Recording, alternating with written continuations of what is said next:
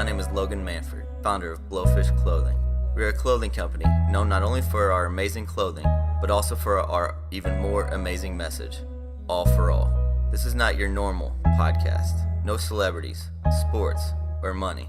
This podcast, the Speakeasy, has been created for the other stories, the ones you may not want to hear. These words are the stories of your neighbors, of the people you pass every day on the street, from the homeless to sexual assault survivors, to those being disowned for their sexuality. It is the sound of our community, and we hope you listen with open ears and an open heart. Hey friends, welcome back to another episode of the BLōFISH Speakeasy. We're here today with our amazing friend Kelsey. Hey, thank you for having me. For those of you who don't know, Kelsey is the founder of Saving Sunny. She's also an activist around here in Louisville. She does a little bit of everything. We partner with Saving Sunny every year to do a fashion show, which we'll go ahead and say is going to be April 7th this year. We're really excited. We just met about it. We're like, hey, we should do a podcast. And so now we're doing a podcast. Yay. So, Kelsey, I think like a good thing to start off with you would be Saving Sunny's story. Mm-hmm. People ask all the time, and it's so cool to be able to like talk to them about it. But I don't think I've ever really heard it from you directly. So, okay. Tell us how it started. So it was July of 2009. I was a senior in college at University of Louisville, and I was waiting tables at Joe's Crab Shack. So I was slinging crab legs to pay the bills at the time and get through school, which was actually a really fun job. But that's cool. Yeah, I met a lot of really cool people that I'm still friends with today. It was several friends and I had just gotten back from a whitewater rafting trip. I remember this like it was yesterday. We were driving in from West Virginia, and we all had to be at work at like 3:30 that day. And we were like flying in because we were going to be late, and I think we were all hungover, and we're like, oh my gosh. I was like, I had to be shift lead that night, which means I had to like be there early and stay late and check everybody out. And all the service industry people out there will know what I'm talking about. But I was like, man, I really don't want to go to work tonight. Like, I've just had this really fun little vacation. I just want to go home and chill. But we went straight to work. And I think I had like 2 or 3 tables outside on the patio because it was, July. So everybody wants to sit outside if it's not blisteringly hot. And I was serving a table and I was talking to somebody. I was talking to a guest. All of a sudden, we heard this really loud boom kind of come from the river. Wow. Because for those listeners that don't know, Joe's Crab Shack is right on the Ohio River. And somebody at another table yelled, oh my God, somebody just threw a dog off the bridge. Everyone was like, oh my gosh, what? Yeah, and I'm like, freaked out. Yeah, everybody was freaking out. I looked down in the water and I was like, no way. I think that was a piece of debris or something that flew off the bridge because everybody flies across the 2nd Street Bridge, and sometimes there is random stuff that flies off. It happens. So I was like, no, it's just a piece of shrapnel or something. But then I went and leaned over the edge and looked down, and lo and behold, I see this little red dog in the middle of the river. Her ears were kind of bobbing in and out of the water, and she was swimming in circles, and I was like, oh my gosh, that is 100% a dog. And somebody else at another table said that they saw this.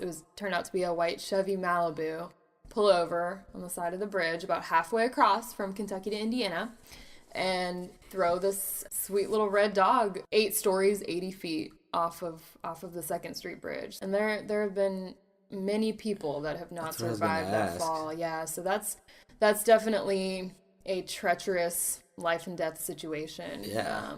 So it was a miracle that she even survived, and she was swimming around in the water, and there's kind of one of those moments that shifts the trajectory of your life forever. and I don't think I knew that that's what that was, but I was looking around and everybody was like, oh, somebody just threw a dog off the bridge. That is so sad. And then let's keep eating our crab legs. That's crazy, dude. It was like, okay, nobody's really doing anything about this. Basically society until like last week, I feel like. Yeah, right. Yeah, I mean, it was just complete inaction, and it was like, oh yeah, we want to make a comment about how terrible it is, but we don't actually want to get up and do anything about it. That's crazy. So I was like, we got to go down there and figure this out. So I grabbed a friend of mine that worked there with me as well, and we ran down towards the water, and it sort of came to be that for us to be parallel with her where she was swimming in the water, we had to go up because if we went down and tried to get in the water, we would be even further away from her. So we went up above kind of where the Belvedere is. And we were like much closer to her. Oh, I see what you're saying. Yeah. Yeah. I had a dog of my own as well that I still have today. Her name's Nala. And I know, yeah, she's amazing. I know what it takes for me to get her attention, or any other dog's attention for that matter. And that's just saying, hey, baby, come here, baby, you know, baby talk and ogle over them. And so that's what I started doing. I was jumping around like an idiot, screaming and yelling, and lo and behold, she perked those little floppy red ears up, and you could tell she kind of had that moment of, oh, okay, that's where I need to go. That's crazy. Yeah. Like, how long was it between, like, the time you saw her and the time, like, she, like how long was she swimming for? Like, God, that's a good question. It was all, like, so much A adrenaline blur? was going. I don't know, I would say at least like 10 or 15 minutes, which is, that sounds like a stretch for a dog to tread water, but it seemed like it lasted a while. well, it's survival, so, like, Yeah. she probably snapped into, like... For sure, 100%. Yeah, she was in survival mode, and I think that's when she was like, oh, okay, I need to start swimming that way. Because at first, she was in shock, and so she was swimming in circles and kind of, you know, didn't know where to go. Like we would probably be. Yeah, like anyone would be, for sure. So at that point, when she started swimming towards us, I kind of ran back down to be at the water's edge and sort of started getting in the water, moving towards her as well. And of course, the Ohio River, there's huge trees, like, floating in the water, hitting you and everything. And for those of you who don't know, you like it. If you can swim across the Ohio River, you're doing something. Like, oh yeah, like you're a triathlete. Far, like yes. You're crazy. Yeah. So it was kind of treacherous. You know, there's all sorts of crazy things floating in the water. So as I'm moving towards her, my friend that was with me had called 911 to say, you know, this just happened, and just by chance, the fire department dive team happened to be doing their training less than a mile away, where the Belle of Louisville was parked. That's like so yeah, it was insane. Total fate. It was absolute kismet that they were there less than a mile away. So they were able to get in their boat, take the boat out, and they picked her up and pulled her out of the water even before she got to the water's edge to me. That's crazy. Yeah. So they basically just saw you jumping up and down like an idiot and were like, what the hell's going on? Yeah, and my friend had called 911 as well, and they were like, we're going to send the fire department boat out, and it turned out that the dive team was practicing right there. That's so they were crazy. Amazingly right there. They were able to get there super quick, and yeah, they pulled her out into the boat. Was she hurt or like? She was a ball of energy right when she got pulled out of the water. Yeah, they brought her up to the shore right where I was. And at that point, like, all the employees and everyone that was, you know, having lunch and whatnot was down at the water's edge waiting for the boat to come up. And they got her off the boat, and she was jumping all over everyone, and she came right up to me and was licking me all over the place. And she had no injuries that were evident to anyone. Eventually, a few days later, when I took her to the vet, she had some, like, burst blood vessels on her belly. Oh. From the, you know, they like thought bruising, from the fall. kinda? Yeah. Mm-hmm, yeah. That is from insane. That fall, 'cause she did, like, the most epic belly flop ever. Well, that's why the loud thud then. Like, everybody heard it. Yeah, everybody heard it. And that's why I thought it was a big piece of shrapnel or something. That's crazy. So, yeah, but they pulled her out of the water, brought her up to shore. She was jumping all over everyone. They had a big, like, piece of rope that was just laying on the boat that they were using as a leash. Holy cow. And she was running around just having a blast. I mean, she was cracking everyone up because she was just so full of personality, even, you know, 10 or 15 minutes after she took that harrowing fall off a bridge. Yeah. Now you've got a dog, basically. Didn't know you were gonna have. Yeah. So at this time I was volunteering at our local animal shelter, and like I said, this was 2009. So this was a really, really different climate for pit bull terrier dogs, and Sunny was a pit bull or pit bull mix. And you know, at that time I kind of knew how a lot of those dogs' fate ended up whenever they ended up in the shelter system. So my first question was, what's going to happen to this dog right now? Yeah. You know, where's she going to go? And the fire department was like, well, we're going to take her to Metro Animal Services. And I was like, ooh, don't like that answer, you know. And there's nothing wrong with Metro Animal Services. I love them. My organization partners with them all the time. They're amazing. But the fact of the matter is, there's not enough time and space, and especially for pit bull terrier dogs. Yeah, I mean... And I knew that her fate could be pretty detrimental. So kind of just said, hey, what if I took her home and tried to find her a home? And the fire department guys were like, Sure, we don't care. Yeah. Later on, we found out that that's totally not what should have happened because she was considered evidence in a court case. Oh, wow. So for that case?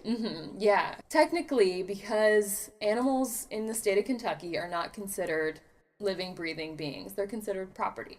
So since she was a piece of property, she was... Come on, is it like that everywhere or just here? Well, Kentucky's ranked 49th in the nation for animal cruelty laws. So if you want to harm an animal, Kentucky's a really good place to do it because you probably won't get punished for it. Yeah. It's not like that everywhere. There are states that have much more progressive domestic animal laws, but ours are really, really antiquated. She was considered a piece of property. She was considered... if you go into a crime scene, say there's a chair that got knocked over or something, that's what she was. She was a piece of evidence to the law. But because I had said I would take her home, and the fire department guys were kind of like, yeah, sure, that'd be awesome. Yeah, they were probably like pumped. Yeah. They kind of bent things around for me a little bit. And because our story ended up in the news and she was getting national coverage and she was kind of a miracle dog, they were like, okay, she's evidence. Aww. Just make sure nothing happens to her. Yes, this is on you now. Yeah, so it was my responsibility to keep her safe, which of course that became an honor to me, because she changed my life so much. But so like you said, like that was definitely a moment where like in your life you were like, I know this is a moment. Like I feel like a lot of people will run up against that all the time. Not that like this was a specific opportunity, but like what made you decide to be like, I need to start helping people, I need to start helping dogs? When did that I think it was the things that came after that. So when I took Sunny home, I just saw her as a dog, and I saw her as this big shining ball of light and energy. That's why I named her Sunny, because she was such a beam of light for me, and she was just so much joy from day one. And even though humans had tried to mortally harm her, she still had so much zeal for life. Yeah. And she loved people so much. Like, that was her drug of choice. She loved people. And so I think that's who I saw her as. When I took her home, as I said, I had another dog, Nala, who I still have today, and she's a little shepherd mix, and I was totally allowed to have her in my apartment at the time. Oh. And I was paying an extra fee for her, and it was in my lease and everything. But as soon as my landlord saw me in the news that I had taken home this pit bull dog, Are you serious? They contacted me and said, hey, Kelsey, we think it's really great what you did saving that dog, but if she's not off of our property in 24 hours, you will be evicted. And so I got that. Then, I would walk her down the street. I lived in Old Louisville at the time. I would walk her down the street and people would move to the other side of the sidewalk. I had my own personal family members that didn't want to come over to my house anymore because they thought I had this vicious killer living in my home. Even my mom, who is one of my best friends in the world and loves pit bulls now, she came over to meet her, and Sunny was licking my face, and she would flinch every time Sunny would lick my face because they just had this horrific reputation, and the media portrays them in such a negative light that people have this preconceived notion. They still do. They still do, absolutely. And so many years later, like I said, this was 2009. So it was all these things that started happening that, my housing was threatened. People didn't want to be around her. I took her to the dog park, and she could be sitting next to me, and a fight would break out 30 feet away, and somehow somebody would make it the pit bull's fault. It was just all these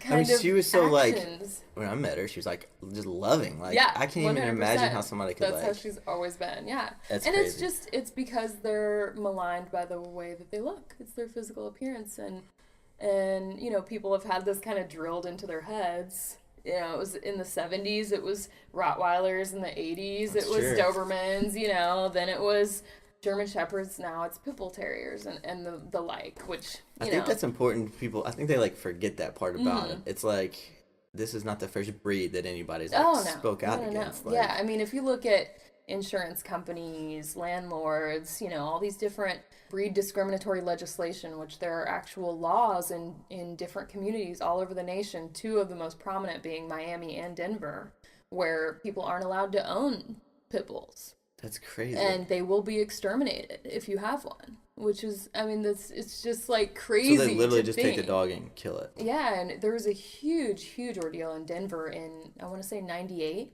where animal control literally went around knocking on doors and taking people's family pets, taking their family pets and taking them to be euthanized. So it's really is just it's something that's happened year after year after year, and it's happened to different communities. And I think people do. That's a good point that you made. People forget that it's happened to different breeds.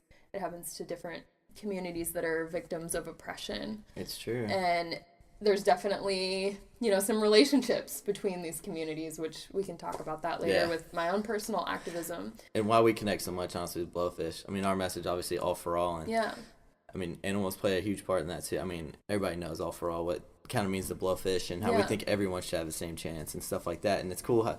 We'll talk about it a little bit later, but Saving Sunny's basically taken what we talked about, basically pit bulls being separated and, I don't know, segregated and pushed out, and kind of taking it towards the people level, too. And they're giving back to a lot of people and stuff like that. But so the next question, I mean, there's a lot of people out there who come to me, and we do a lot with nonprofits. And BLōFISH is working on their own nonprofit. We've been for a while. We'll make sure we got enough money saved up to where we can do it, because we give so much out too. But people want to start nonprofits, and they're like, oh my gosh, I have this really good cause. I have this, I have that. What did you, as the next step? Did you went to an attorney, I guess, and tried to Well, that's really funny. So what happened, this was another kind of fate instance that happened in my life right after I took Sunny home. But whenever my landlord threatened me with eviction, I had literally that day just done like so many news interviews because people wanted to meet Sunny and put her on the news and everything. And, I decided to just kind of use that to my advantage. So I called up one of the reporters that I had done an interview with, and I just said, listen to this. My landlord's going to evict me because they took this dog home. Would you guys want to do an interview? And they were like, yes, 100%. So later that night, I was on the news talking about how my landlord was going to evict me, and that's crazy. Yeah. And tons of people started contacting me, and they were like, I'm a landlord, I'll let you live here. Like, people were just so amazing because they were so captivated by Sunny's story. One person that contacted me out of so many was a woman named Maureen Keenan. And she was an attorney. And she reached out to me just via Facebook Messenger. And she said, hey, I know you don't know me, but I saw what you're dealing with your landlord, and I would love to help you in any way that I can. And I actually just got back from a seminar on how to start your own animal sanctuary. Aww. And, I think we're interested in the same things. I would love to just grab coffee and chat. It was like, of all the people that had contacted me, even though it was just a Facebook message, I was like, I need to have coffee with this woman. That's cool. For sure. Last year I officiated her wedding.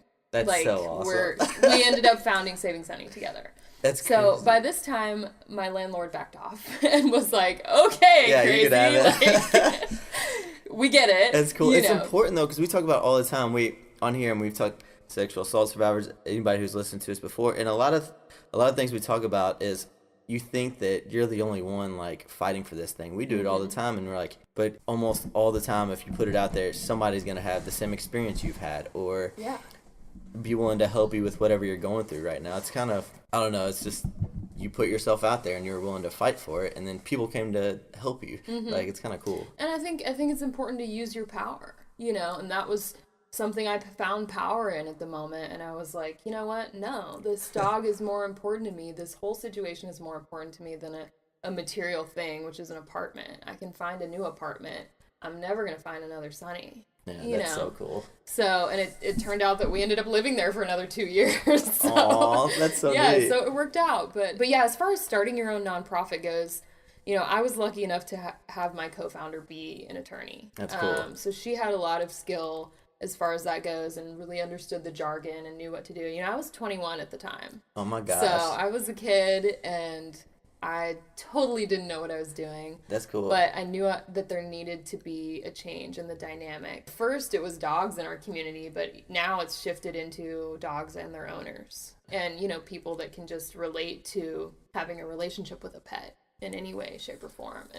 And how that really shifts the trajectory of your life, I think. And the quality of your life, too. And the fact that everyone is deserving of that, Yeah. But yeah, there's a lot that goes into starting a nonprofit, absolutely. And I think that one thing I've learned over the years is that, if you have a cause that you really love and are passionate about and think is so important, I also think it's really important to see who else is doing it.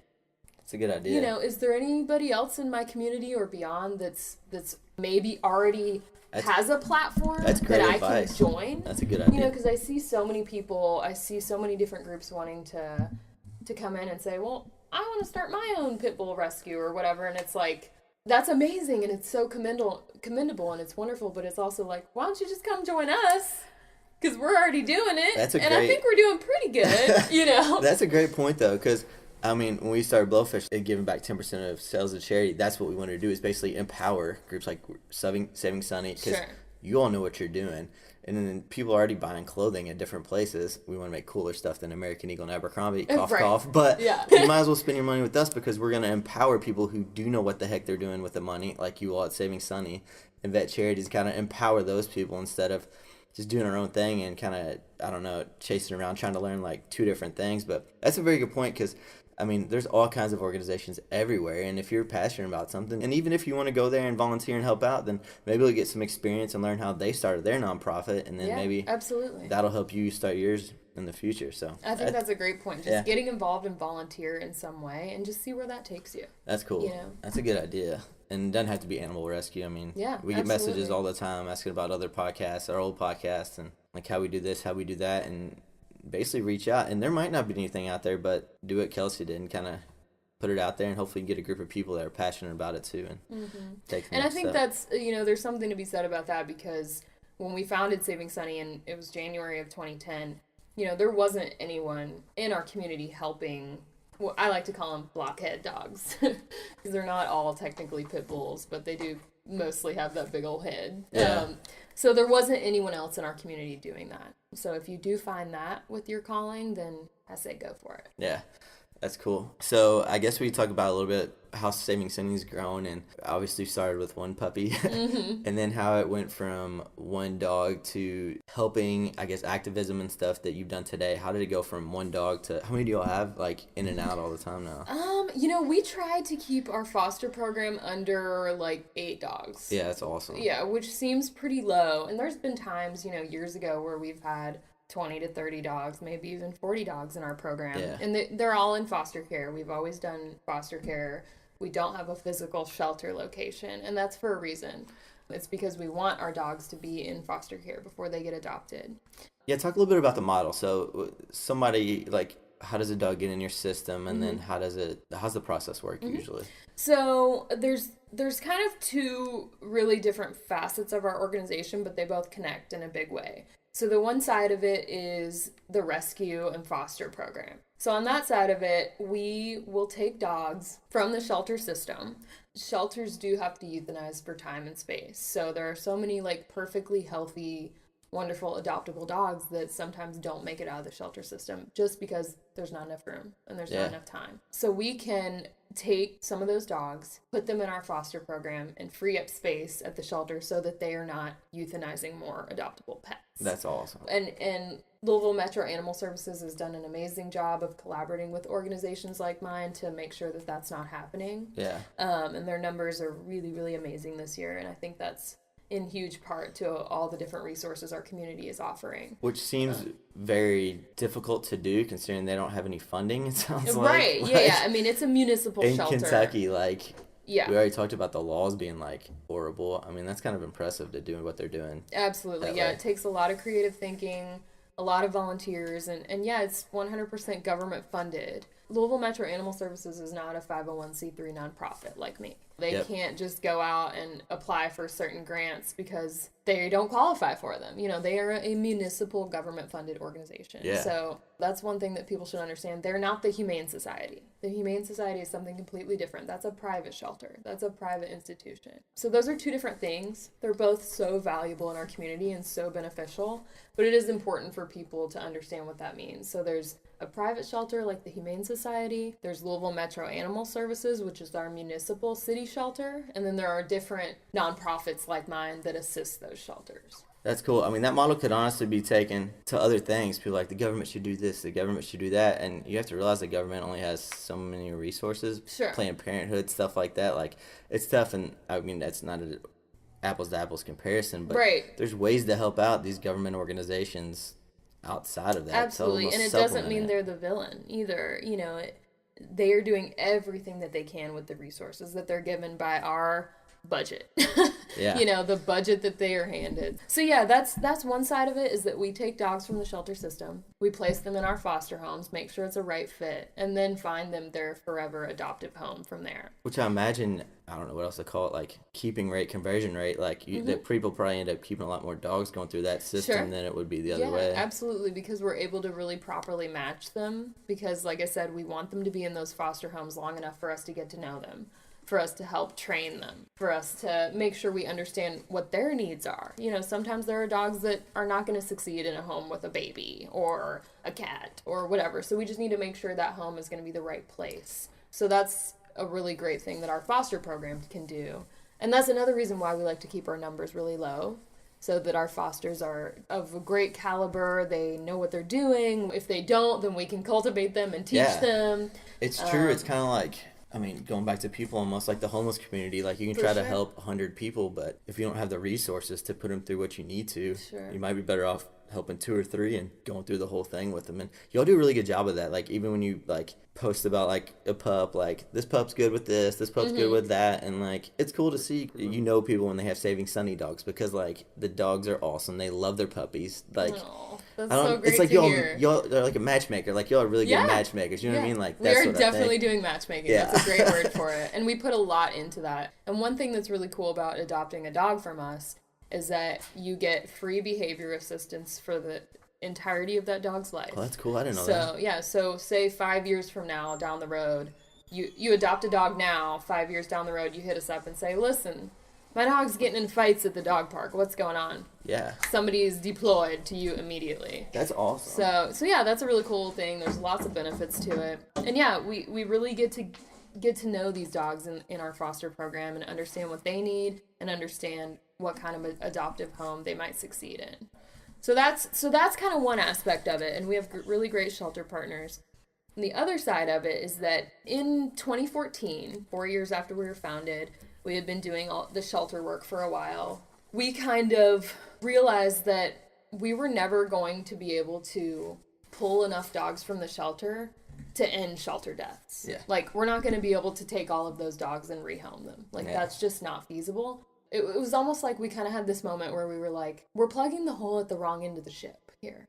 Why don't we try to stop the dogs from coming to the shelter in the first place, instead of working to get them all homes coming out of it, which is so much more difficult? We might be able to provide people that need help keeping their pets with the resources that they need. I mean, you wouldn't even think about that. I mean, I guess until you're really into it, it seems so simple now. Like a lot of things do after the fact, but Sure. I mean, that's cool.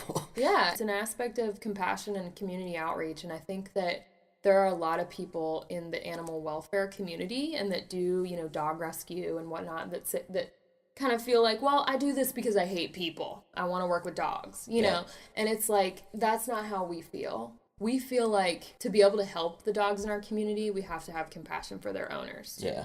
And those come from all walks of life and all communities. And if you look at the different barriers that are here in Louisville, like the barrier between downtown Louisville beyond 9th Street, and don't get me started. Yeah, I've talked about this podcast before. Okay, so the different, racial divides that there are communities that are just cut off from the resources that they need to be able to care for their pets, and we want to work to dismantle that. That's why we talk about maybe like an example or something you've seen down there, because I don't think people really get it that are like from out of town, or even, to be honest, people in Louisville. And I get on my tangents and stuff, but it's true, because even people in Louisville, when you talk to them about what you just said, the 9th Street divide, it'll be on the news once every couple months, but not really. I mean, it's kind of crazy. You're down there on the streets, like, I don't know how else to describe it. I mean, y'all do like outreach out there like you're talking about. I mean, our flagship community dog resource center started at the Portland Community Center, which is 27th and Northwestern.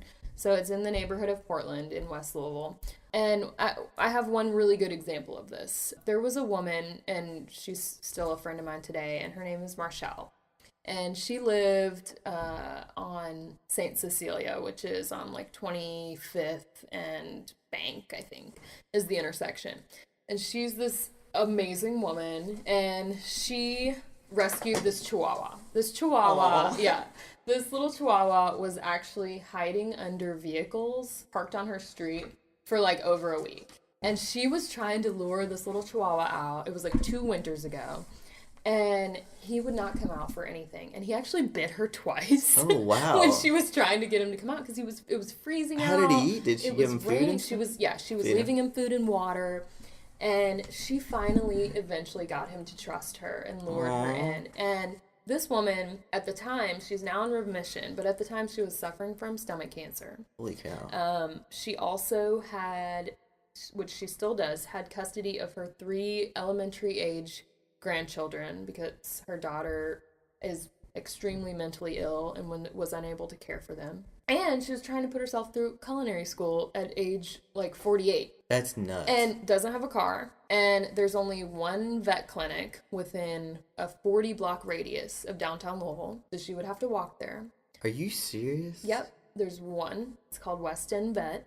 And luckily it is in Portland, so Portland residents can walk there. Yeah. But again, she had stomach cancer. And it's 40 blocks. That's a little like... Yeah, so it wasn't 40 blocks from her house, but in a 40-block radius, there's only one vet clinic. The other vet clinic that's downtown is down here by the skate park, downtown Animal Hospital. So, how is anyone that lives in West Louisville or all the way across town that doesn't have transportation supposed to get to either one of those? Yeah. And, there's no fresh food. It's a complete resource desert. There are no resources that you can walk to aside from the corner store or maybe Kroger if you can take a cab. And she did not have access to those resources, and it turned out that she named this dog Poppy. Aww. And Poppy, it turned out, was epileptic, and he started to have seizures. Aww. So, what is she supposed to do at that moment? About a week later, she was worshiping the ground this dog walked on. I mean, they are, like, inseparable now. And he has become so therapeutic for her over the past couple years through coming through her illness, being kind of a solace, taking care of her kids when... I think she kind of thought she was done raising her kids, She has just been through so much, and even though she didn't have the money to take care of his epilepsy, which is a huge financial burden, I mean, even the meds alone are very expensive, is that woman not deserving of the companionship of a pet? That's it. No, she deserves that pet 100%, and just because she is living in a community that full of people that love their pets, and that she actually rescued that dog from the streets, why is she not deserving of his love? That's what I was going to say. All the people out there, not our listeners, but I mean, why should she have a dog if she can't afford it? Like, you hear that all the time. All the time. I saw it, of course, shown through Facebook the other day, and I need to find out who was talking about it, but they were like, something as small as a puppy can literally change your life. Mm-hmm. Or a kitten. Like, it's crazy. Like, a lot of these people, I don't think people realize, don't have the connections with even, like, their family or, like... society, really. I mean, we did this whole thing with, like, we helped CrossFit kids out and then tried to expose them to CrossFit and stuff like that. It was really cool. And we actually brought them downtown. It was called Battle of the Bluegrass. And it was really cool. We were like a CrossFit competition. And some of these kids had never been downtown Louisville. Yeah. And they live, technically, if you go talk to somebody in the East End, they'd be like, oh, those guys live downtown. Right. No, that's the West End. It's miles from down. And some of these kids had never even, like, they were looking at these buildings like it would be me going to New York, being like, this is crazy. And I don't think people realize, like, how important a pet or any little thing like that is to these people and how it can, like, have an impact on their life. Absolutely, like you're talking about with Poppy. It's crazy. Exactly. And, people in every community, it doesn't matter if you're from the East End, West Louisville, Shively, whatever, there are people that really, really benefit and depend on that companionship as well. I mean, it does not matter who you are, what your skin color is, what your, economic status is. That is integral. I know when I've had a bad day or what have you, when I go home, like, that dog is my therapy. That dog is my emotional support, my solace. Like, and there are so many people from all walks of life that feel that way. It's as well. true. And I don't know. It's crazy to think about. Those little things do. I mean, all the research going on, like behavioral science and all this crap nowadays, creating habits and stuff like that. Like, little things in your day, making your bed, like little things like seeing a puppy when you go home. Yeah. Literally can change, like, your whole outlook on stuff. Yeah, that's crazy. Absolutely. I've got a puppy too, so it's kind of like me in my head thinking about, like, when I go home, like, it's true. Like, she wasn't there. I'm in a bad mood. Like, I mean, it's on a different scale, but it changes your whole thought process and, like, how you look at other people and empathize with other people. Like, it's really cool. Yeah. So through our Community Dog Resource Center, I should probably preface this with that, we offer free dog food support once a month, free in-home behavior help. So if a family is struggling with some behavioral issues with their dog, which is a lot of times a reason that people give up their pets to the shelter, we can go in and help them solve those problems when they wouldn't ordinarily be able to afford a dog trainer. Yeah. Spay-neuter surgeries. There are a lot of people that would be totally cool with spaying or neutering their pet. They just don't have access to it because they might not have transportation, or they might not speak English, or they might be disabled. So when we break down those barriers and provide transportation and a free surgery, boom, it's done. And that prevents unwanted litters, that prevents unnecessary shelter deaths. I mean, that's crazy. Just think about how, just break down that barrier and say, what can I do to help you? One of our mottos is a judgment-free zone. Everything's in a judgment-free zone at our community dog resource center. So if somebody comes up to us and says, I really, this is what I need, we're going to approach it with a judgment-free attitude and try to figure out how we can help that person keep their pet if they genuinely want to keep their pet. You're always going to have bad apples that come up and want the free food. That's fine. It's fine. Yeah. It's one of those things. It's a part of life. But it is proven through our numbers that this community outreach and assisting people with the resources that they need helps keep pets in their homes. Well, it's amazing because y'all went, basically to the root of the problem. And this is a lot of work, don't get me wrong, but it's not complicated. It's not like complicated. Yeah. Y'all are helping these people with the things that they need. And just basically bring the resources in front of them. And I don't know, keep going on top. But it's amazing to think about like how many problems in society we have right now. Break down the barriers, just like you said. One little change, something put in front of a younger kid that doesn't have the opportunity to do something that somebody else might have. And how it can just change so quickly, like the numbers, the community, and how it has like a compounding effect on like other people. And I think it's been really, really important for us to keep in mind that, here at Saving Sunny, we're not going to go into the Portland Community Center and say, this is how you all need to take care of your dogs. Yeah. That's not how it is. We don't know better than anybody else. We're just here to help. Yeah. So what's been so integral for us is to actually build relationships with community members because they start to really care about our program there. So that's awesome. We have people that, we'll take advice from them. We start learning from them. We start growing with them. I've been invited into some of our clients' homes and been taught how to dance because a client was like, girl, no, stop. Let me help you.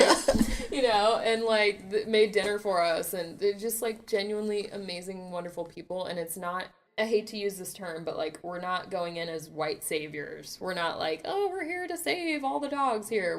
We're just here to help and to learn and grow, and we're always learning. And I think that's really important. And you've got boots on the ground making real life connections with these people for sure. I think is overlooked in a lot of things that people Absolutely, do. Yeah, that's so important because they have to feel valued. Everyone in every community needs to feel valued, and they don't ever want someone to come in and say, oh, well, you're not really taking care of your dog the right way.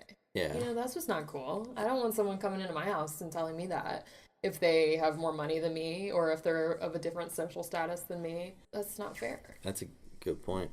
Well, we've kind of already touched on it a little bit, but so Saving Sunny basically has evolved into this amazing thing to where it's bridging the gap for animals and their humans. Yeah, so we're kind of bridging that gap.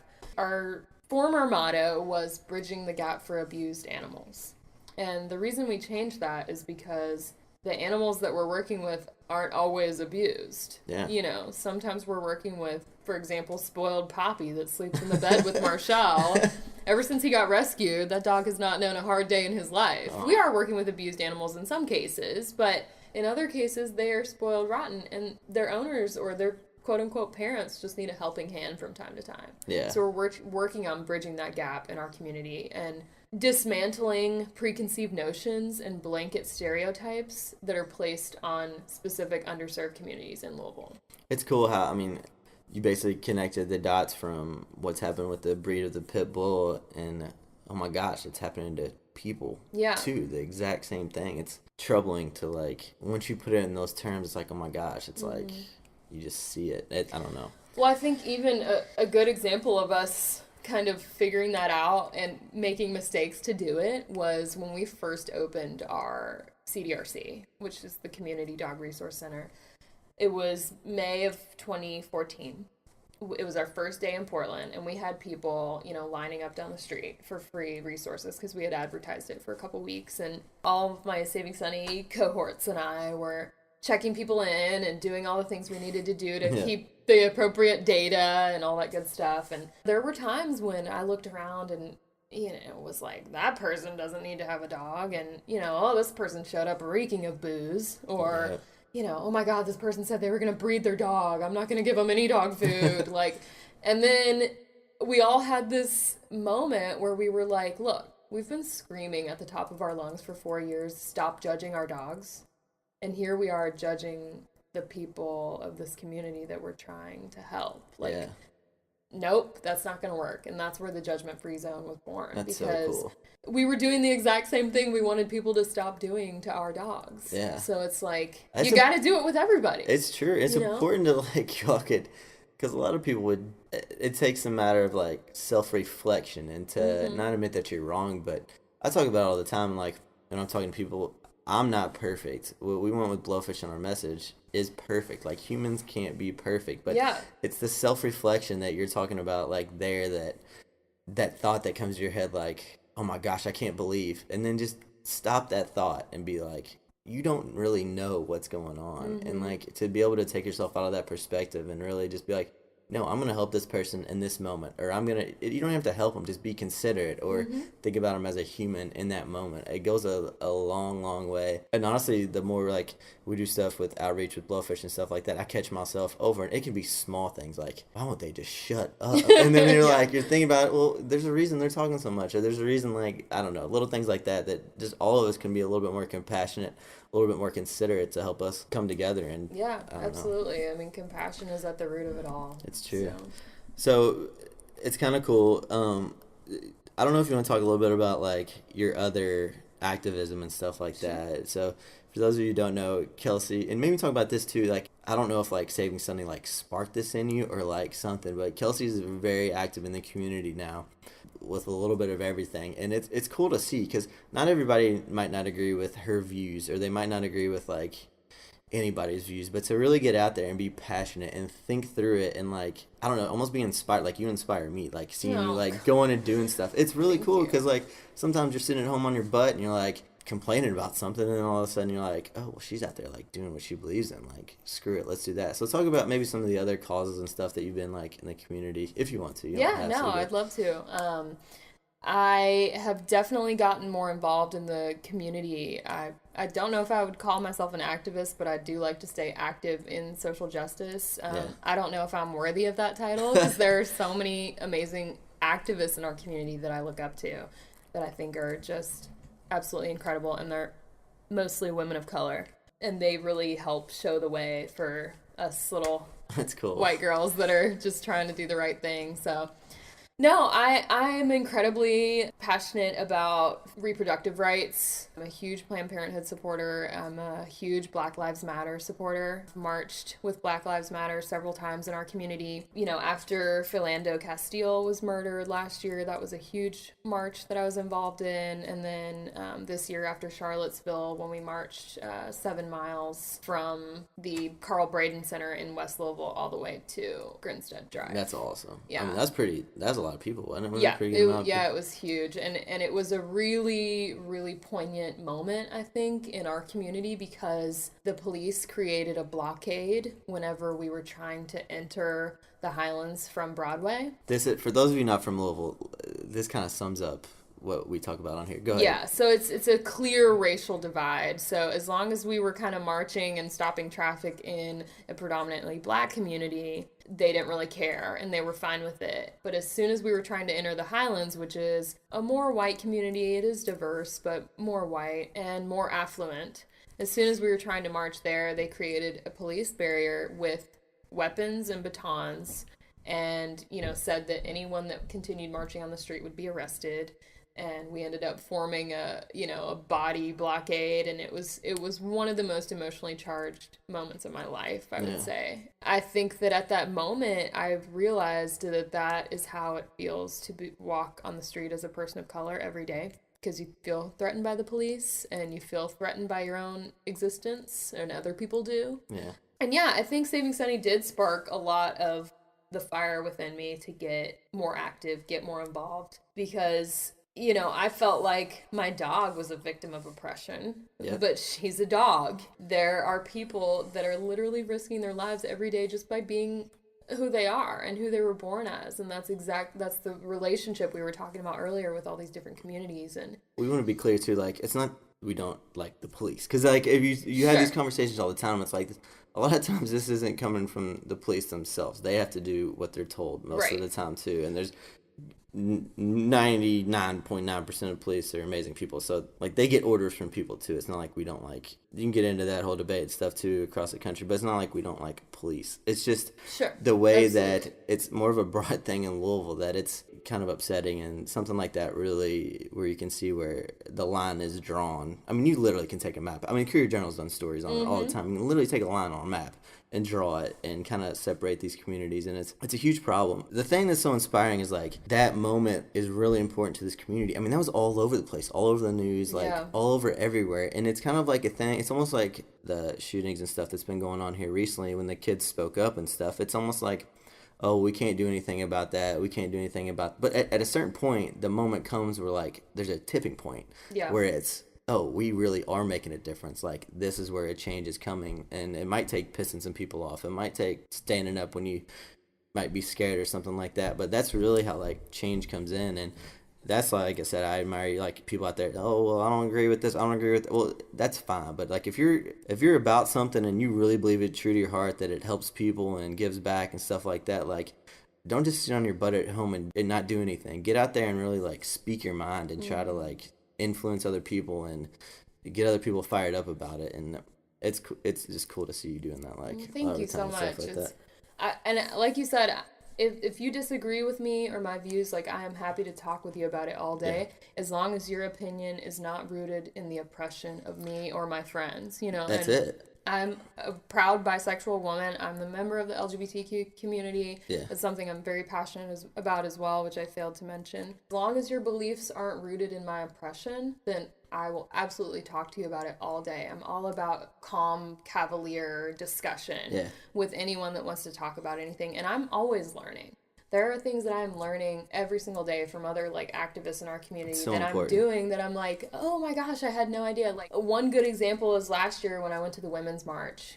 I went to DC with a group of, like, 9 other women. There was a trans woman in our van, and she was so amazing. And when we were marching, my friend had made a sweatshirt for me, and she was like, what do you want me to put on it? Because she does, like, screen printing or whatever. And so I told her what I wanted her to put on it.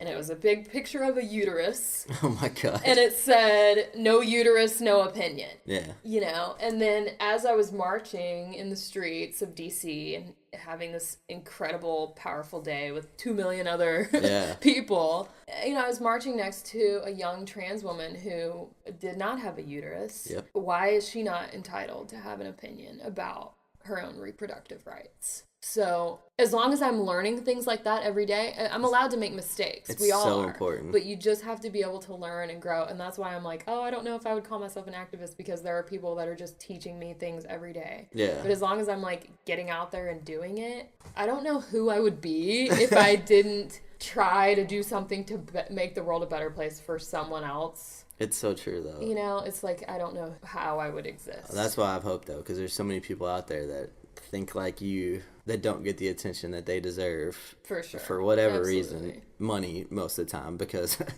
the people who do have influence in this country, most of the time it does come from money, unfortunately. But there are people out there, maybe hopefully you're listening to this, and you do have money, and you do have the resources that can empower people like Kelsey to go up against, like, people who might have the resources and stuff like that. I don't know, it's just cool to see. And obviously with BLōFISH, we think everyone should have the same chance. So exactly. And that's kind of why we talk about it. I always say this, like, and we're getting political, but I'm not gonna use that example, but, like, if somebody who was born and inherited a lot of money was born maybe in the West End of Louisville, like, if they would take themselves out of the position, and there might be people who have different views who were born in poverty and bootstrapped their way out, and now they're multimillionaires, but a lot of these people, I think, if you can take yourself out of your shoes and put yourself in a different perspective, say you weren't born here in America, or you weren't born in the suburbs to awesome parents, or even small things like you didn't have a school, and like you put yourself in other people's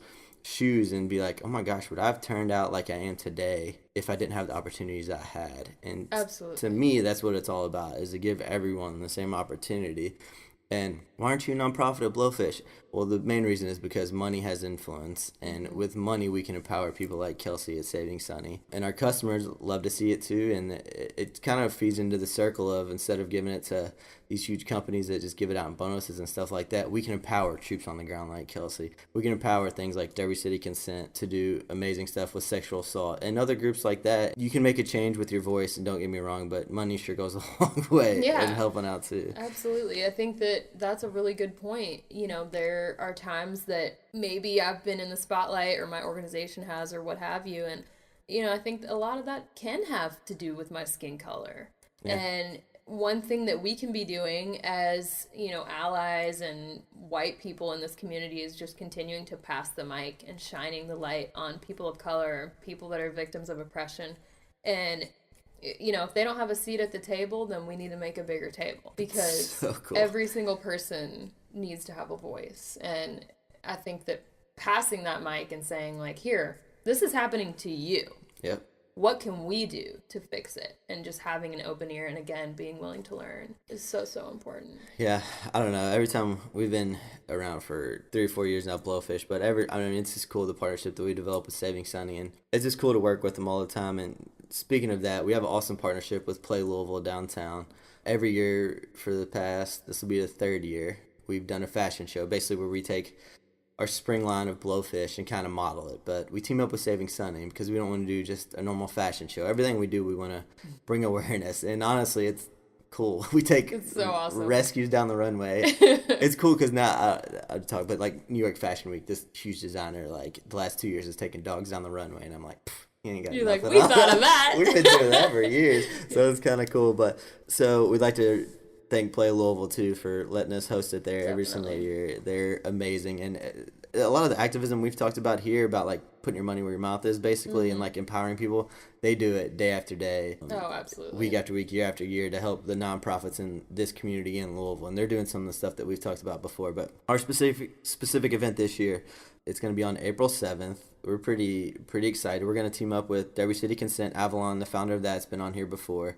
You can talk a bit like the survivor part and like kind of our theme. We don't want to give too much away because it'd be pretty cool. So we've had a theme the past 2 years, and last year we featured diversity as our theme, which was really awesome. But this year we're going to do survival and being a survivor, and each one of our models is going to be a survivor from something in their life, because there are many, many forms of survival. And we're gonna do kind of a theatrical performance on the runway, which I think is gonna be really awesome, but we don't want to give anything away. Yeah. And dogs are so integral in survival for a lot of people, and to be therapeutic and to be emotional support and to overcome, you know, really serious situations that happen to people. And we want to really showcase that human canine bond through this show as well.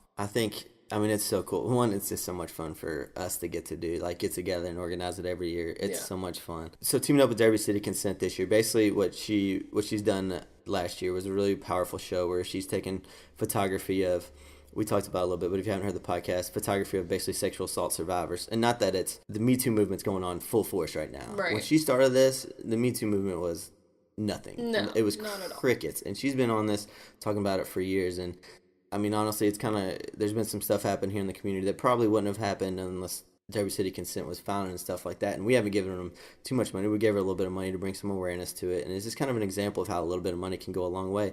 But for this show, she's actually going to debut her art show there for 2018, which we're really excited about. Yeah. And it'll be cool. We always try to add on to the fashion show. I mean, we didn't have a lot of money for the first fashion show. Yeah. Thank you to Play to like do this, but like really we didn't have a lot. And not that we had too much more money now, but we're able to get creative and partner with some new people. And we had a ton of people in attendance last year, and we can't wait to combine like an art show aspect of it to the theater aspect, and then obviously sell some cool BLōFISH merchandise while we're there, and then You can drink and have fun at play, and then stay after and stay for the shows and stuff like that. And maybe adopt your next best friend. That's what I was gonna say next. It's Sorry. so cool. No, it's perfect. It's so cool. Like when you see friends that you're like, oh my gosh, that dog was in the show, or like, oh, that's Saving Sunny dog. Like, it's so cool when you leave and you're like, oh my gosh, that little puppy literally got a home tonight. Yeah. Because of what we did. Like, not that we're in it for that, but it's kind of like, it's so cool to be able. Pretty epic. It's so cool, and you're able to connect the dots, and then it's just a really fun time. 100% of the door goes to Saving Sunny, so that's important. We're actually gonna do a pre-sale this year. Which is cool. We'll have a link online, price Saving Sunny. We'll try to get some stuff up at BLōFISH. For those of you who don't know, Jess, that's with Saving Sunny, and there's a lot of people that help out with this event, but she's awesome with this kind of stuff too. Yeah. And if you need anything, you can always reach out to me, reach out to Kelsey, but she's really the organizer that gets everything and makes everything She's the marketing, flow. fashion model, Yes. social media guru extraordinaire. She wears Yes. many different hats. But She is awesome. She definitely helps spearhead this event. So as far as tickets and stuff like that go, if you want to, you can reach out to her and she'll get you lined up from there. But it's a really important event. It's important to BLōFISH just because we really get to get out in the community. Nothing against like galas and like all this fancy fundraising stuff, but it really is grassroots fundraising, going to a cause that we're super passionate about. We know where the money goes.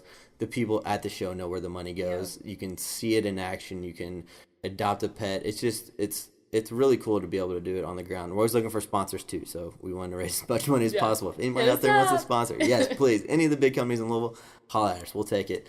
And obviously we'll go back to Saving Sunny. And Derby City Consent will be selling magazines there too to raise some money for her next project.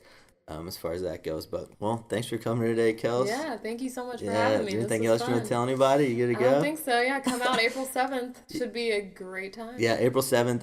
We'll probably have doors open around 6 o'clock, and then the art show will be before. Like I said, you get a couple drinks in you before the fashion, emotional, hopefully amazing show. So we're putting a lot of pressure on ourselves. Sorry, not talking about it, but I think we'll pull through and we'll have a good time. But thanks again for listening. If you want to follow Saving Sunny, it's at Saving Sunny Inc. Yeah, at Saving Sunny Inc. On Facebook and Instagram. Mm-hmm. If you're looking to adopt a puppy, if you're in the Louisville area, feel free. If you're in another community, we have listeners all over the country, and we have people buying stuff all over the world now. Feel free to reach out to us with a Facebook message or whatever you want. We've had people reach out before, and it's really cool to interact with these people. Not that we're experts on it, but Kelsey and them pretty knowledgeable as far as this goes. So we can always forward any questions you all have about puppies or what you can do in your community, or maybe get a little thing together like they do in Portland here in the community. And we'll forward all those to Kelsey, or you can reach out directly to her. And if you want to do something yourself. BLōFISH, obviously at blowfish.com. Hopefully you want to get some swag. We have some cool new stuff out right now. If you want to follow us on Instagram at BLōFISH Clothing. We've actually got an ambassador program right now. We're accepting some people. It's a little bit different than normal ambassador programs. You don't just promote a coupon code everywhere. You actually get your own, and then we try to bring you in and really do on-the-ground boots and real connection with people, real connection with our brand to try to take it to different places. So if you're interested in that, feel free to reach out to us there too. And we will talk to you next time on the BLōFISH Speakeasy.